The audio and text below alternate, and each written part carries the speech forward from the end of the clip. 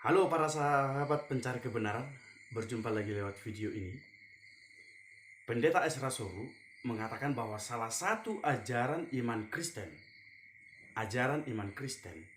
yang berbeda dengan ajaran agama yang lain ialah bahwa Kristen menolak perbuatan baik sebagai andil bagi keselamatan. Nah, untuk selengkapnya mari kita simak video berikut ini. Salah satu perbedaan antara Kristen dengan agama yang lain itu adalah bahwa Kristen menolak perbuatan baik itu sebagai andil bagi keselamatan. Hampir semua agama di dunia menganggap bahwa dengan berbuat baik, berbuat amal saleh, mereka bisa akan diselamatkan atau akan masuk surga. Tapi Kristen tidak demikian. Perbuatan baik tidak pernah punya andil di dalam keselamatan kita. Itu bukan berarti bahwa orang Kristen tidak perlu berbuat baik. Orang Kristen harus berbuat baik, tapi itu nanti setelah dia diselamatkan sebagai ungkapan syukur. Tapi perbuatan baik tidak pernah menjadi syarat, pernah menjadi andil yang menyelamatkan orang itu dari hukuman Allah. Nah, mengapa seperti itu? Karena manusia ini adalah orang berdosa, orang bersalah. Dan dalam hukum dunia saja kita tahu bahwa sebuah perbuatan baik, sebuah amal saleh tidak pernah bisa menutupi pelanggaran atau dosa kita. Kita ambil contoh, kalau saudara misalnya melanggar peraturan lalu lintas, lewat lampu merah saudara jalan terus tidak pakai helm, lalu ditangkap Pak polisi, lalu diberikan surat tilang, lalu saudara akan disidang di pengadilan 1 minggu kemudian.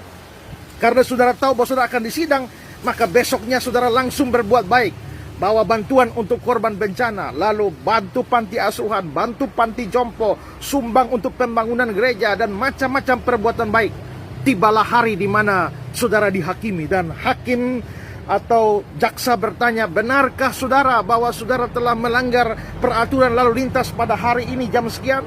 Lalu saudara akan menjawab, benar Pak Hakim, benar bahwa saya telah melanggar peraturan lalu lintas. Tapi Pak Hakim perlu tahu bahwa saya juga sudah bantu pembangunan gereja, saya juga sudah bantu korban bencana, saya sudah bantu panti asuhan, panti jompo, dan lain sebagainya.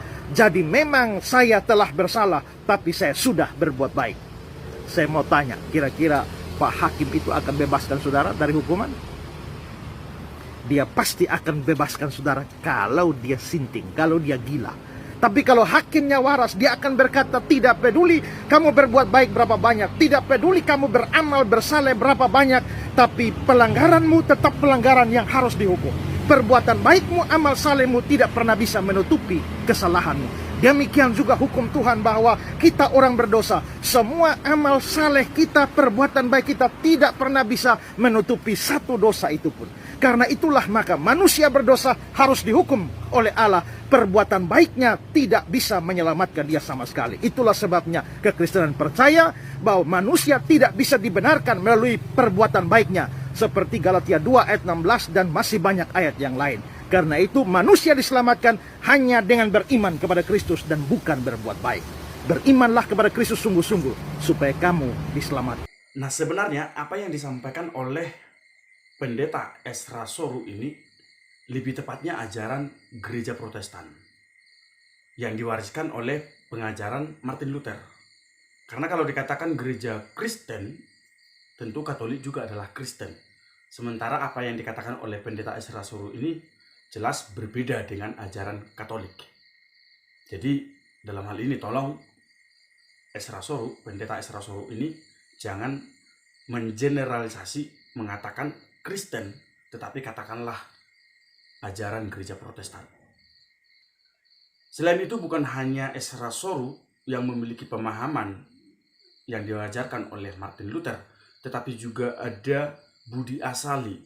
Mari kita baca dan perhatikan baik-baik apa yang dikatakan oleh Pendeta Budi Asali dari salah satu web di bawah ini. Yang pertama, manusia tidak bisa berbuat baik. Ini dinyatakan secara jelas oleh kitab suci. Ya, selengkapnya bisa dibaca dalam postingan ini.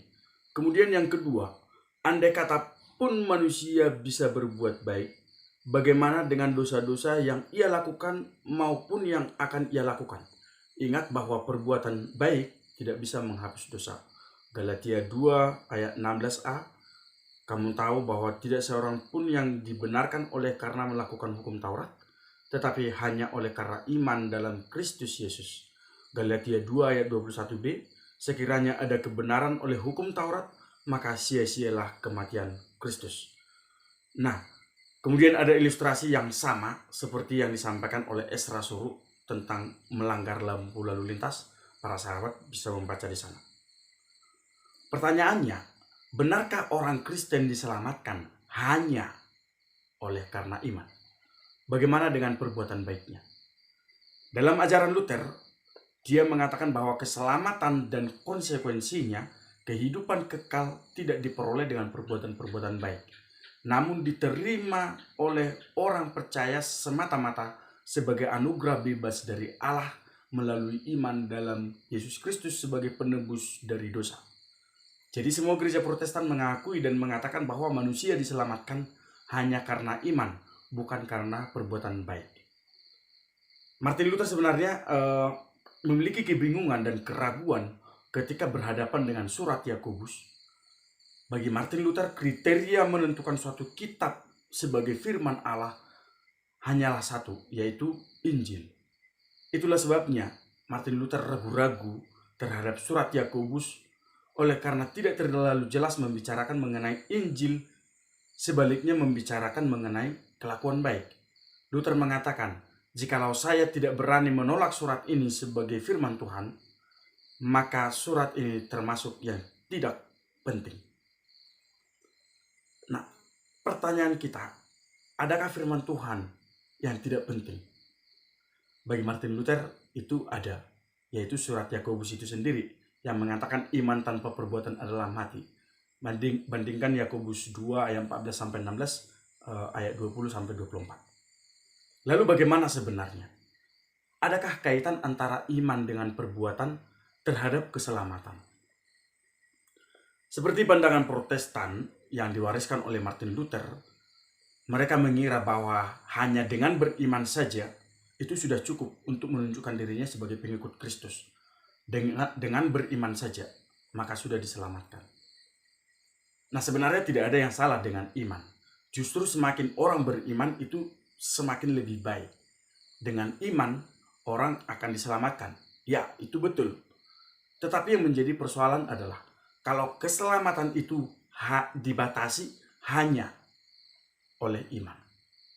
Sekali lagi, persoalannya adalah, kalau keselamatan itu dibatasi hanya oleh iman.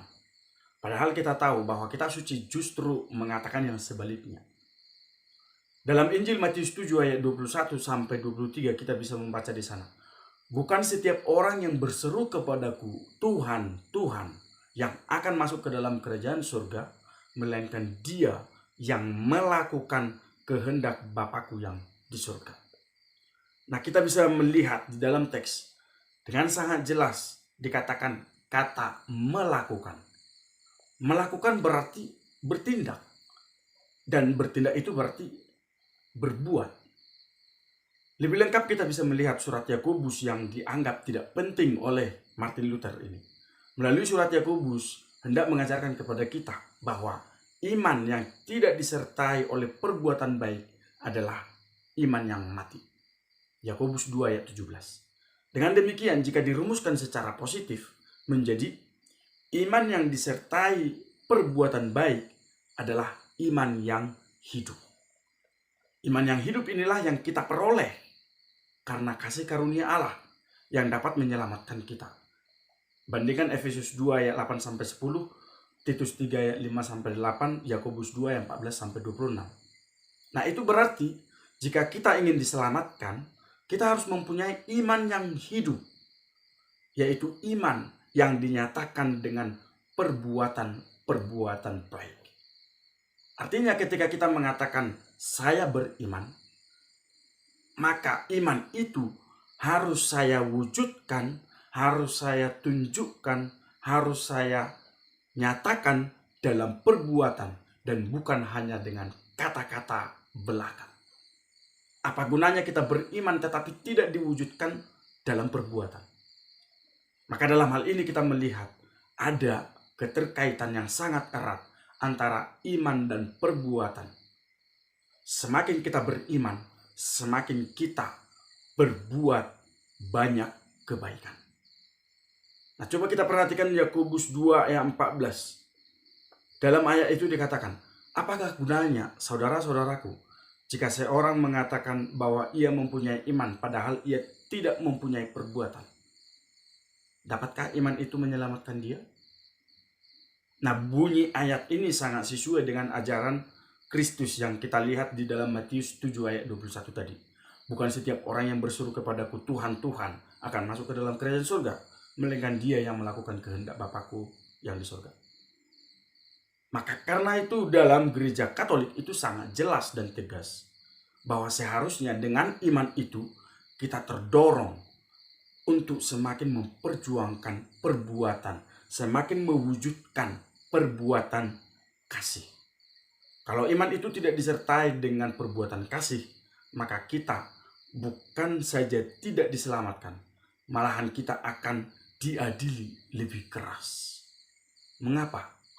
Karena orang yang mengaku beriman seharusnya tahu lebih banyak mengenai bagaimana caranya berbuat baik daripada mereka yang tidak beriman.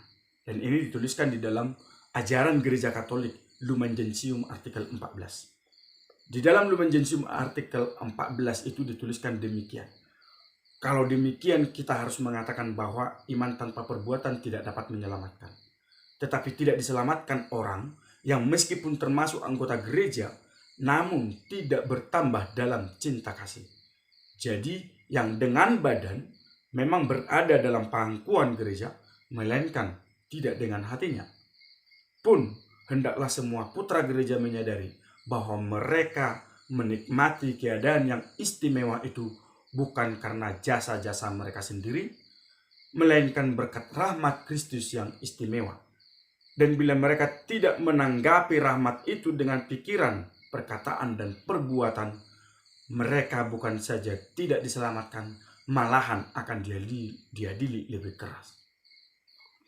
Nah, itulah sebabnya kepada mereka yang mengaku beriman akan dimintai pertanggungjawaban yang jauh lebih besar daripada mereka yang kurang atau tidak beriman. Selain itu, iman haruslah disertai dengan perbuatan kasih. Seperti kata kitab suci, jika seorang saudara atau saudari tidak mempunyai pakaian dan kekurangan makanan sehari-hari, dan seorang dari antara kamu berkata, selamat jalan, kenakanlah kain panas dan makanlah sampai kenyang, tetapi ia tidak memberikan kepadanya apa yang perlu bagi tubuhnya, apakah gunanya itu? Demikian juga dengan iman. Jika iman itu tidak disertai perbuatan, maka iman itu pada hakikatnya adalah mati.